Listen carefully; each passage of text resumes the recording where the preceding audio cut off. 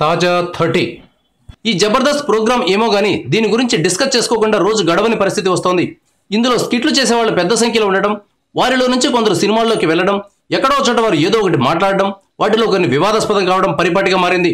సుడిగాలి సుధీర్ పవన్ గురించి, హైపరాది బాలకృష్ణ గురించి మాట్లాడిన మాటలు సంచలనం కలిగిస్తున్నాయి. తాజాగా జబర్దస్త్ రామ్ ప్రసాద్ మెగాస్టార్ చిరంజీవి గురించి మాట్లాడారు. నెగిటివ్ గా కాదులేండి, అన్ని నెగిటివ్ అంశాలే ఉంటే ఎలాగండి, పాజిటివ్ అంశాలు కూడా ఉండాలి కదా.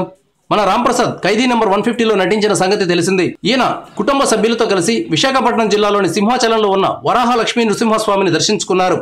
ఈ సందర్భంగా మాట్లాడుతూ మెగాస్టార్ చిరంజీవితో కలిసి నటించడం ఒక మధురానుభూతి అని చెప్పారు.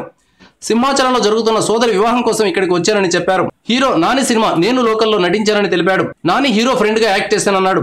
నాగార్జున కొత్త మూవీ ఓం నమో వెంకటేశాయలోను, హీరో రామ్ మూవీ శివం సినిమాల్లో కూడా నటిస్తున్నట్లు రామ్ ప్రసాద్ వివరించాడు. మరికొన్ని సినిమాల్లో కూడా అవకాశాలు వచ్చాయని, అంతా జబర్దస్త్ పుణ్యమేనని మల్లెమాల ప్రొడక్షన్స్ కు, జడ్జీలు నాగబాబు, రోజాలకు థ్యాంక్స్ చెప్పారు.